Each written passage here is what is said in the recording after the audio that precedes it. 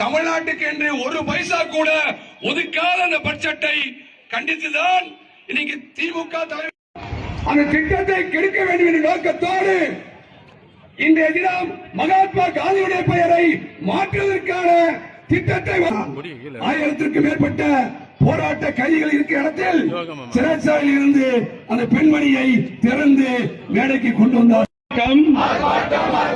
டெல்லி அடிமை அதிமுகவை கண்டிக்கின்ற ஆர்ப்பாட்டம் ஆர்ப்பாட்டம் ஆர்ப்பாட்டம் தமிழகத்தை புறக்கணித்த மோடி அரசுக்கு எதிரான கண்டன ஆர்ப்பாட்டம்.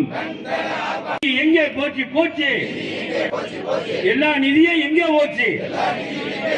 எங்களோட வழிபட என்ன ஆச்சு? இருக்குதா இனிக்குதா? இனிக்குதா இனிக்குதா?